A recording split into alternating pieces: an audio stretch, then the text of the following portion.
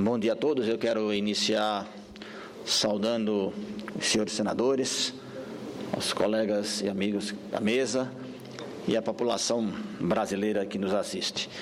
Vamos procurar ser rápidos para dentro de 10, 15 minutos a gente poder trazer aqui um panorama, portanto, bastante sintético, como nos foi pedido, da situação atual do recurso hídrico no Brasil.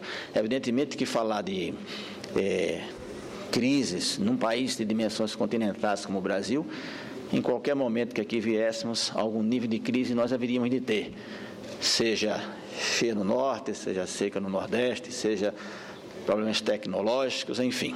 Então vamos nos concentrar aqui nos últimos 2 anos, 2014 e 2015, e fazer um foco onde as situações são mais graves, no centro-oeste, na região sudeste e na região nordeste principalmente. Próxima.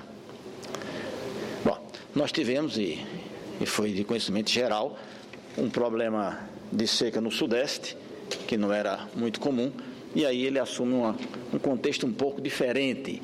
Ele não é bem uma seca como aquela do Nordeste, mas é uma crise hídrica que evidentemente tem uma forte influência de um ano hidrológico absolutamente atípico, mas também aí está incluído a falta de infraestrutura que não pôde ser feita por variadas razões, mas existe água ali ao redor. Próxima. Bom, ali é um gráfico que mostra a situação de como é que está a evolução das chuvas e da afluência naquela região. Aquela linha verde que os senhores podem ver ali é a média. A de baixo de todas foi o ano de 2014, que realmente foi absolutamente atípico e superou bastante, inclusive 53, que era a nossa referência de seca. A linha azul é a linha atual e mostra um ano que está entre 53 e 14. Próxima. Bom, a situação lá, de certa forma, está equacionada, ainda temos uma situação difícil, mas com uma série de ações que passa, inclusive, pela uma forte ação de gestão na demanda, e com o ano que melhora agora, a situação está, vamos dizer assim, equilibrada, ainda uma situação difícil, mas tendente a melhorar. No gráfico, os senhores podem ver a evolução ali dos níveis. Aquela linha vermelha primeira é o primeiro volume morto, a segunda é o segundo volume morto, e ainda está no volume próximo, ainda está no volume morto, mas já saindo, está com 9% mais ou menos dentro desse volume. Se espera que com as chuvas que estamos tendo, o próximo ano já possamos estar fora dessa situação. Um pouquinho sobre aí a questão lá do Paraíba do Sul. Próxima. Ali também nós estamos com uma seca muito severa. Vocês podem ver, não sei se dá para enxergar, mas a situação dos açudes, que estão com níveis bastante depressionados, mas também a gestão que está sendo feita é a redução de entrega lá em Santa Cecília para o Rio de 190 para 110, e agora no período úmido começando a chover, espera-se que a gente possa realmente também superar 2016 já com mais tranquilidade. Próxima. Ali para ver também a evolução dos níveis, a gente vê que caímos bastante, mas em relação a 2014, se vê que a situação agora é mais confortável. Próxima. Também, problemas em Belo Horizonte, também problemas no Espírito Santo. Próximo. Nos mostra uma situação agora de recuperação do Rio das Velhas, que está com cerca de 50%. Próxima. Mas ainda com problemas sérios no sistema Paraopeba. Contudo, em recuperação. A situação, evidentemente, inspira cuidados. Está sendo feita uma gestão bastante efetiva junto com os governos dos estados, mas a situação também tende a melhorar. Próxima.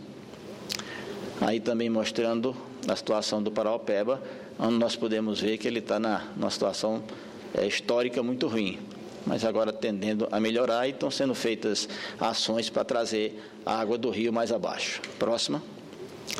Bom, e aqui nós vamos nos ater um pouquinho mais, senador Cássio, entrando no Nordeste, onde efetivamente se enfrenta uma situação que certamente é a pior, né, seca, a pior seca do ponto de vista dos últimos 4 anos em termos de volume de chuva. Começando aí pela bacia do São Francisco. Próxima. Então, gente, aqui eu queria detalhar um pouquinho. A gente vê que realmente a situação dos reservatórios é complicada. Nós estamos vendo aí Sobradinho com cerca de 1%, né? Mas chamar a atenção do seguinte: apesar de que Sobradinho está com 1%, e Três Marias também bastante baixo, aí está sendo feita uma gestão, né, no dia a dia, uma gestão bastante efetiva, e Sobradinho, acho que está difícil dos senhores enxergar, mas dispõe ali de um volume morto de 5 bilhões, e, portanto, água que pode ser utilizada, com uma vantagem, diferentemente de Três Marias, que as comportas são mais altas e o volume morto tem problema de ser usado, Sobradinho tem comportas no fundo, de maneira que a gente quer aqui tranquilizar, não sei se é a palavra, mas enfim, trazer a posição de que Sobradinho hoje opera com 900, numa reunião feita na ANA uma semana atrás, com todo o grupo que participa disso, o viés é de baixar para 800, mas é possível manter todo 2016 garantindo os usos, se for necessário, usando o seu volume morto. Isso vai depender da quantidade de água que chover em Três Marias. Ele está agora no período chuvoso, está recuperando, e ele está numa zona cinzenta, vamos dizer assim. Nós temos o El Ninho, que pronuncia seca para o Nordeste, e já está comprovando a encher no Sul, mas aquela é uma área que a gente não tem assim um viés garantido. Está no volume chuvoso, espera-se que a gente recupere. Mas na pior das situações, a gestão que está sendo feita no dia a dia, e nesse momento baixou-se um pouco Três Marias, exatamente para ele recuperar, de 500 para 400 metros cúbicos por segundo, e a tendência é de que Sobradinho vá baixar para 800. Mas trazer aqui a perspectiva de que é possível manter os usos, inclusive, senador Cássio, da interligação das águas para o Nordeste setentrional, que é absolutamente fundamental. Próxima. Bom, então aqui eu queria entrar agora um pouquinho na avaliação da situação do Nordeste brasileiro. Próxima. Olha, muito embora a seca não é novidade para a gente, né, com essa intensidade realmente não havíamos visto. Se a gente olhar naquele quadro, vai ver que a exceção da Bahia, que foi quem iniciou esse período a partir de 2011, a partir de 2012, e recuperou-se um pouco, todos os outros estados, os açudes foram sendo deplecionados até o ponto que está. Então, nós temos aí a Paraíba, não é, com cerca de 14%, o Ceará com 13%, o Rio Grande do Norte com cerca de 20%, o Nordeste como um todo com 19%, Pernambuco também muito baixo, quer dizer, uma posição historicamente preocupante. É a pior condição de chuvas somadas em 4 anos. Não seria exagero dizer que nessa região nós estamos em um verdadeiro estado de guerra, evidentemente que não uma guerra uns contra os outros, mas para enfrentar essa situação. A ANA tem dedicado, sem nenhum prejuízo às outras regiões, uma atenção especial a esse problema.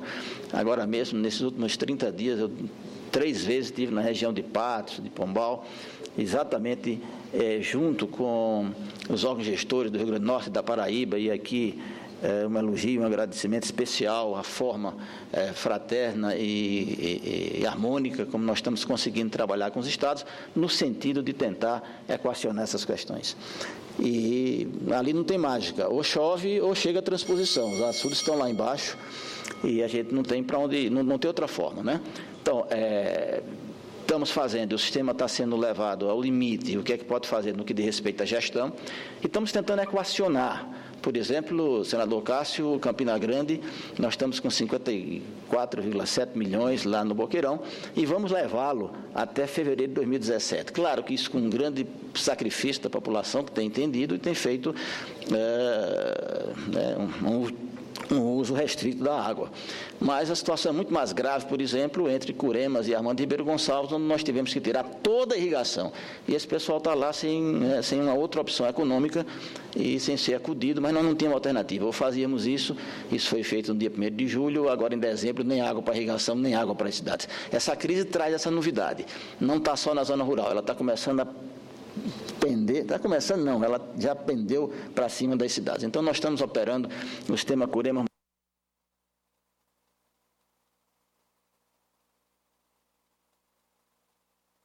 do que podemos fazer de eficiência, na direção de levá-lo até fevereiro de 2017. E assim a situação está também no Ceará, veja aqui, doutor Teixeira, e só para concluir, realmente, algumas ações podem ser feitas. A perfuração de poços, e o Teixeira me falava que está fazendo 70, 80 poços de cristalino, que antes era impensável nas cidades, pode aliviar. As adutoras de engate rápido, né? Nós temos que ligar as fontes que ainda nos resta, de forma a ter flexibilidade, né?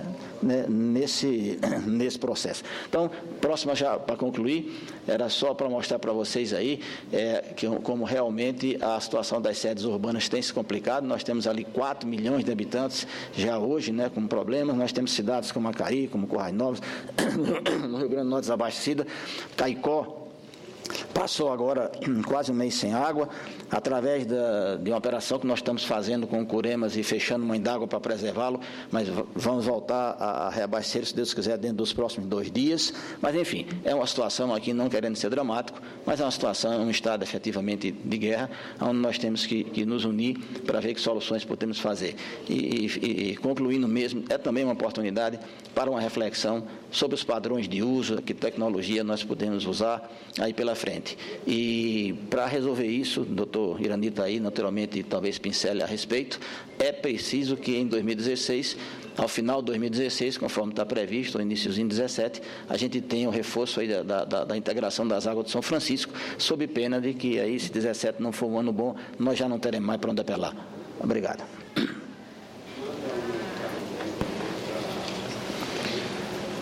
Agradeço a exposição do Dr. Paulo Lopes. Ao final farei um balanço junto com os demais senadores. Quero registrar a presença do deputado Marcondes Gadelha, que, ao lado do deputado Júlio César, também nos prestigiam nesse instante. E para dar celeridade ao nosso encontro, eu passo a palavra ao senhor Irani Braga Ramos, que representa o Ministério da Integração, que terá também o tempo de 10 minutos para a sua exposição.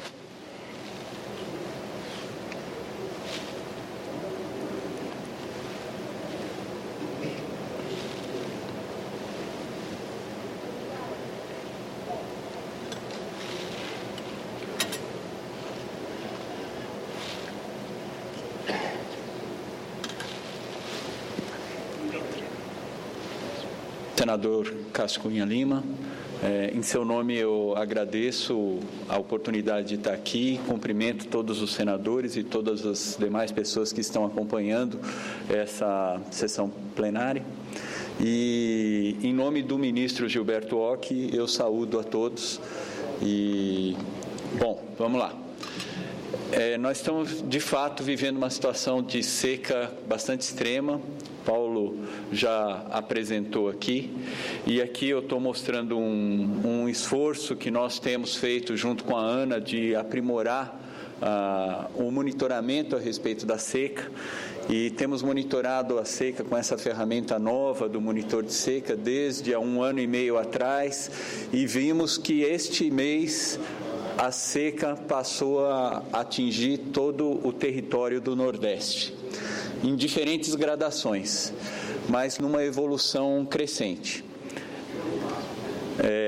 Mas a gente vive uma situação que é nacional, por conta também de um uso extensivo acima da capacidade de suporte que a gente tem em algumas bacias hidrográficas, em algumas regiões, e esse mapa também extraído do relatório de conjuntura da ANA, mostra regiões do país onde a gente tem um estresse hídrico causado seja pelo excesso de consumo, seja por termos água devolvida às bacias hidrográficas sem a qualidade adequada para tanto, ou seja porque nós temos mesmo um déficit hídrico natural incompatível com o tamanho da população que a gente tem no contexto das infraestruturas que a gente tem hoje.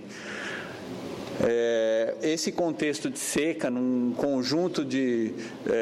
a gente percebe que nos últimos anos, nas últimas décadas, a gente tem tido uma sequência de secas muito graves, que tem se aprimorado, até nas medições globais, a partir do índice de Palmer de severidade da seca, que acompanha globalmente isso, a gente tem visto um agravamento a partir dos anos 80, com recorrência dos anos de seca, e existem painéis do IPCC que têm mostrado cenários em que essa seca se agrava no futuro. Eu até coloquei ali no cantinho do mapa um mapa dos Estados Unidos, apenas para retratar que este não é um problema exclusivo brasileiro neste momento, que em 2012 eles tinham lá 72% do território deles numa situação de seca, em diferentes níveis.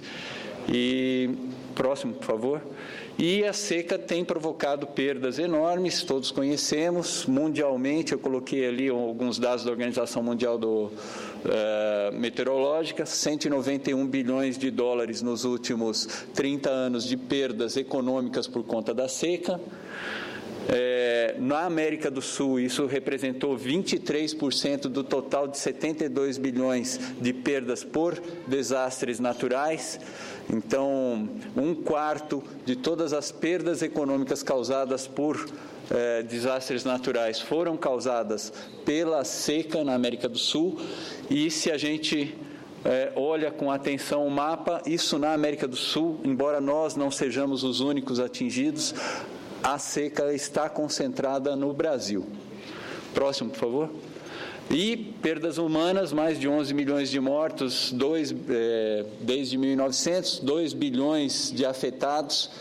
E eu coloquei uma foto da seca do Sudão, mas aqueles que são da minha idade conhecem as secas que nós tivemos na década de 80, as frentes de trabalho que nós tivemos de montar, e que foi bastante terrível.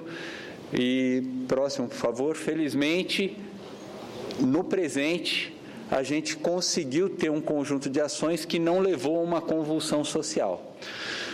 Neste momento, a gente tem, por parte do Ministério da Integração Nacional, um conjunto de 35 bilhões de reais em obras estruturantes que estão sendo executadas, dos quais nós já desembolsamos 20 bilhões, sendo que 22 bilhões desses 35 estão no semiárido, e nessas obras nós já desembolsamos 15 bilhões. Esses números, eles incluem os do DENOX e de Codevasf, do Ministério como um todo, são para obras estruturantes, e são para obras estruturantes que estão, inclusive, no nosso planejamento, mas que nós já temos uma previsão, uma reserva para eles no futuro. E, próximo, por favor.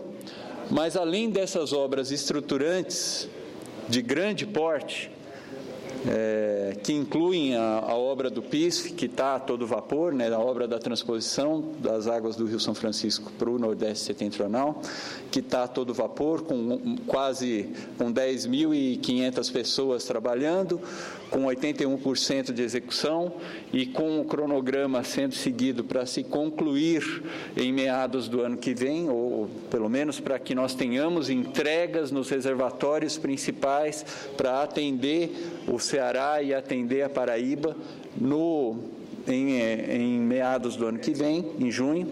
Nós temos um conjunto de ações estruturantes dentro do programa Água para Todos de pequeno porte, que atendem mais de 1.880.000 quase 1 milhão de famílias, com 890 mil cisternas e 2.100 sistemas de abastecimento simplificado atendendo a população.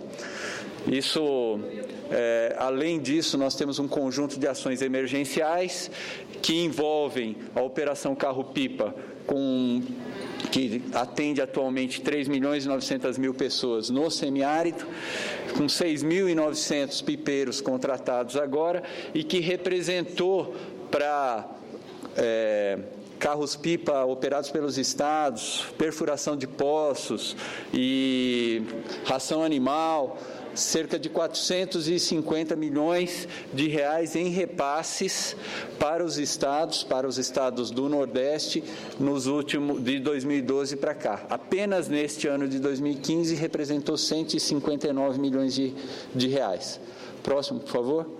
Bom, mas a gente está preocupado de ter uma visão de longo prazo para isso, então nós temos desenvolvido aqui, a partir de uma formulação que vem lá dos tempos do Dr. Ipérides, ainda no Ministério da Integração Nacional, passou pelo ex-ministro Teixeira, quando ele ainda estava assessor do ministro da Integração, Ciro Gomes, que é a formulação de um conjunto de obras, por favor, o próximo, um conjunto de obras de longo prazo que foi incluído na formulação desse plano no PPA Mais Brasil e que continua neste atual PPA e que representa um conjunto de obras, próximo, por favor, que nesta primeira fase a gente está concentrando no Brasil naquelas regiões de estresse hídrico mapeadas a partir daqueles indicadores do mapa de conjuntura da ANA. Próximo, por favor. E aí não são só obras de oferta d'água, também a gente está incluindo ações de reservação, obras estruturantes, de grande porte, mas também de contenção de cheias e não só de oferta d'água, de reservação. E, próximo, além disso, a gente está construindo um conjunto de políticas para, não só, próximo, por favor, não só para a gente mapear melhor a seca e conseguir gradando ela conforme ela vai se instalando e conforme ela vai saindo do território, mas também que a gente possa disparar melhor, de uma forma mais racional, mais econômica, as nossas diversas políticas públicas conforme a necessidade da população e do território. Próximo, por favor. É um esforço colaborativo, e aí eu digo que eu acho isso muito importante. Ele é um esforço colaborativo e um esforço federativo, porque todas essas ações estruturantes que a gente listou ali acima, as ações emergenciais e essas ações de monitoramento, elas só são possíveis porque elas não são exclusivas do governo federal. Elas são uma construção do governo federal com as demais esferas federativas. Eu ressalto aqui os estados, que são os nossos principais parceiros, mas também os municípios. Próximo, por favor. Aí queria só, eu não incluí ali um slide específico, até porque o Dr. Felipe Mendes está aqui, mas o próprio ministro da Integração, ele estabeleceu como uma prioridade que quer que a gente se debruce firmemente sobre ela, a questão de revitalização de bacias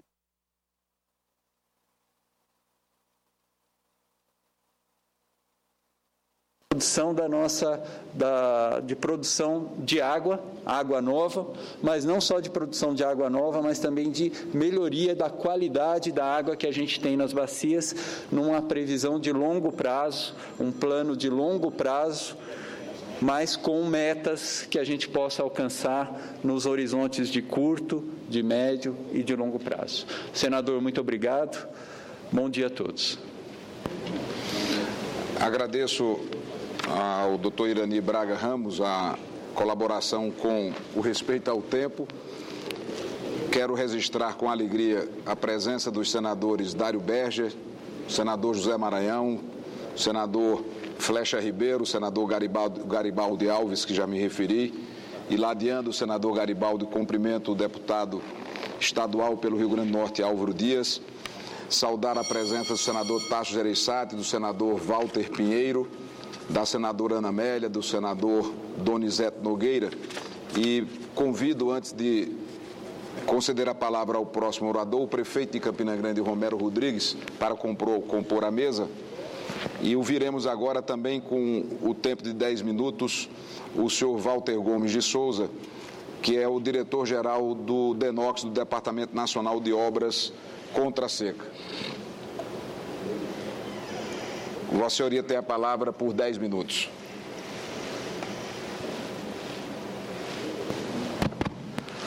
Bom dia a todos. O presidente Cássio Cunha Lima, senador pelo meu estado, inclusive da mesma cidade, somos filhos de Campina Grande.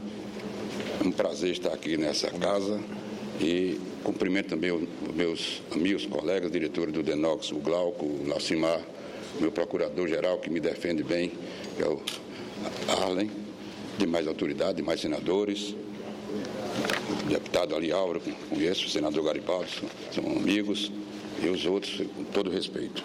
Falar sobre o DENOX é um pouco diferente do que os meus antecessores aqui falaram mais da causa hídrica. Eu quero falar da estrutura do quem é o DENOX. É uma autarquia do governo federal, tem uma estrutura de um setor da administração central em Fortaleza, 9 coordenadorias estaduais nos estados do Piauí, Ceará, Rio Grande do Norte, Paraíba, Pernambuco, Sergipe, Alagoas, Bahia e no norte de Minas Gerais. Tem atuação específica em obras de infraestrutura hídrica, oferta de água através de construção de barragens, adutoras, perfuração de poços, etc. E incentivo à produção de alimentos através dos perímetros irrigados e piscicultura e acesso facilitado à água pela população. O próximo, por favor. Patrimônio da autarquia. A autarquia, primeiro, eu tenho que dizer que ela tem 106 anos de vida. Embora tenha uns estudiosos aí que dizem que ele tem 200 anos, mas eu acredito mais nos 106 anos, que é mais simples de ser analisado. Mas hoje tem 319 barragens, diversas barragens, inclusive a maior barragem do Brasil, que é situada lá no estado do Ceará, que é a barragem do Castanhão, com 6,7 bilhões de metros cúbicos, e que hoje, presentemente, está com praticamente 1 bilhão de metros cúbicos. É uma situação dificílila, onde fica bem caracterizado a situação hídrica da região Nordeste e a seca que está assolando toda a nossa área. Tem uma acumulação, por favor, antes. A acumulação total dos açudes de uso mútuo são praticamente 24 bilhões de metros cúbicos acumulados. Tem 37 perímetros irrigados construídos, que implantados em uma área de quase 125 milhões de hectares. Tem 14 estações de piscicultura e 2 centros de pesquisas de aquicultura. É uma instituição que tem um leque de ação em todo o Nordeste e que trata principalmente com a disponibilidade e a acessibilidade à água. Por favor, próximo. Aí, esse quadro mostra os estados piores em termos de seca no Nordeste. Evidentemente, todo o Nordeste atravessa uma situação bastante crítica, mas parece que é mais crítica a situação na nossa área, no Ceará, no Rio Grande do Norte, no Pernambuco e na Paraíba. Esses estados são os estados que hoje atravessam maior dificuldade em termos de concessão, de acumulação de água e distribuição de água à população. Ou seja, são os estados que mais sofrem com essa seca. Por favor, próximo. Aí, esse aí é um quadro apenas mostrando o número de açudes que eu falei, de 321 açudes. Quantos tem no Ceará? 85, no Maranhão. No Maranhão não, desculpe, ali está errado.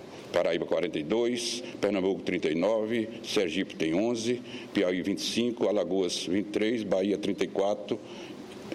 São todos os açudes. Vocês podem ver aí que os estados que têm mais açudes são Ceará, Rio Grande do Norte, Paraíba e Pernambuco. Esses são os estados mais difíceis de disponibilidade de água, principalmente para a população. O próximo, por favor. Ações emergenciais do ano de 2012 e 2015. Por que esses anos? São os anos da seca, que foram cada ano piorando mais. 2012 já foi um ano de dificuldade de água, 2013 piorou, 14, 15, e a perspectiva de 2016, como foi já anotado aqui, é um ano que tudo indica que será proporcionalmente parecido com o ano de 2015. Evidentemente, a gente está na dependência de uma figura conhecida que é o Nino. Se é o Nino mudar de conceituação dele, pode ser que aconteça uma variação, mas é muito delicada a situação. O que é que nós já fizemos nesse período? Mais de 70 mil cisternas instaladas. Isso dá uma segurança para aquelas populações onde são instaladas essas cisternas, que é uma cisterna de 16 mil litros de água de acumulação e praticamente abastecidas pelos carros do Exército Brasileiro, carro-pipa. E isso, 16 mil litros de água, dá pelo menos uma tranquilidade a essas populações em toda a extensão do Nordeste, de ter água para o bebê, principalmente a água de bebê, beneficiando ali 400 mil pessoas. Instalação de implantação de postos, fizemos 1.400 postos nesse período. Sistema simplificado de adutora de água, estamos fazendo inclusive uma hoje no estado do Rio Grande do Norte, que é a adutora de Currais Novos. É uma adutora de 80 quilômetros de coisa, tem um prazo de execução que nós estimamos que até o primeiro trimestre de 2016 esteja pronta e vai propiciar condições de abastecimento de uma população de mais de 50 mil pessoas, que é Currais Novos e a cidade de Acari. Por favor, próximo. A adutora do Oeste de Pernambuco já está concluída, é uma obra também de valor expressivo. A primeira etapa da adutora do Pajeú concluída também. A barragem de Figueiredo foi uma obra muito importante no estado do Ceará, já está concluída. A barragem de Taquara do Ceará também concluída já nesse período de 2012 2015. E o perímetro tabuleiro de Russa, a implantação era implantada e beneficiando está aí os dados de 60 mil pessoas envolvidas com 3.800 hectares de área. Por favor, próximo. Obras de execução continuando. A barragem em Gazeira, em Pernambuco, ela continua sendo executada e há uma perspectiva que ela seja concluída no início do ano de 2017. A barragem de Oiticica é uma obra no estado do Rio Grande do Norte, que abastece, que é importante para a nossa região e tem uma previsão de conclusão até 2017. A segunda etapa do perímetro irrigado de Baixo Acaraú, no Ceará, é uma obra que, no momento, está paralisada por dificuldades de definição de recursos. Também é o perímetro irrigado de Araras, é uma obra que não está paralisada, mas está em andamento muito lento, também por dificuldade de definição de recursos. E, por favor, o perímetro irrigado de Tabuleiros Litorâneos é uma obra extremamente importante no Piauí, é um estado potencialmente forte em abastecimento d'água e tem 78% dessa obra executada, mas também atravessa uma fase difícil de definição de recursos para a sua conclusão. Por favor, próximo. Continuando, lá vai o Piauí de novo. Fator de Guadalupe, também uma área onde há disponibilidade de água, está paralisada, também por dificuldade de definição de recursos. Também como o de Guadalupe, como o anterior, tem aquilo mais importante que é no perímetro irrigado, é a disponibilidade de água, e nós estamos com dificuldade da sua conclusão. Outro perímetro irrigado de Santa Cruz de Apodi é uma obra importante demais para o estado do Rio Grande do Norte, mas ela está principalmente no seu início ainda, e beneficia uma população de mais de 80 mil pessoas quando tiver a sua conclusão. A segunda etapa da adutora do Pajeú, uma obra no estado de Pernambuco, que nós estamos, essa está continuando em execução, estamos com quase 30% de sua execução e esperamos que essa obra esteja pronta até o final de 2016. O sistema de todo Currais Novos que eu falei agora, já disse inclusive que a sua perspectiva de conclusão é até o primeiro trimestre de 2016 e acreditamos muito piamente que essa obra será concluída e será a solução para a cidade de Currais Novos e Acari. O próximo, por favor. A obra do PAC a iniciar. Isso aí é um problema que é uma preocupação que nós temos no seu início e, com certeza, não é um problema de água resolvida no momento, mas é uma perspectiva de execução de obras que possam ser extremamente úteis quando vier chuvas. E nós esperamos que a chuva venha a partir de 2016 e anos seguintes. É a barragem de Fronteira no Ceará, a barragem de Algodões no Piauí e a barragem de Congonhas, no Minas Gerais, a próxima que é Berizal, e, além de tudo, a recuperação da barragem de Armando em Engenheiro Alves, que é no estado da Paraíba, no município de Souza, que, com certeza, essa obra, inclusive, é prioritária no projeto do PIS, no Programa de Integração de São Francisco. Próximo, por favor. Essa aí é uma evolução orçamentária, que, inclusive, difícil até de ler, mas mostra aí, nisso aí, os números maiores, é que nos anos de 2012, 2013, 2014, principalmente em 2013, nós fomos cortados sensivelmente na nossa disponibilidade financeira. Deixa eu me ver aqui, desculpa, mas eu tenho aqui mais fácil.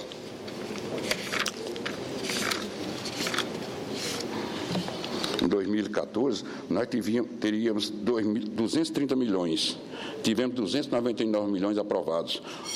Em 2015, de 270 milhões estimados que tinham para aplicações, fomos autorizados 238 mil e fomos cortados em 135 milhões. Então, a dificuldade nas obras que nós executamos não são dificuldades na obra técnica, dificuldades nas obras na parte financeira. Então, isso é extremamente delicado para uma instituição secular que é de confiança e de muito conhecimento de todo o povo nordestino e que passa por uma dificuldade muito grande em termos da sua ação. Nós nos esforçamos, todos os funcionários lá, para ter uma ideia melhor do que é o DENOX. Eu gosto sempre de citar esse número, é um número que nos preocupa. Tem hoje aproximadamente 1.500 funcionários. 800 funcionários desses podem se aposentar, se quiser, neste ano de 2016 ainda, e 400 têm condições de se aposentar no ano de 2016. Ora, se nós fizermos se isso vier a acontecer, que é uma hipótese, praticamente 1.200 funcionários até o fim do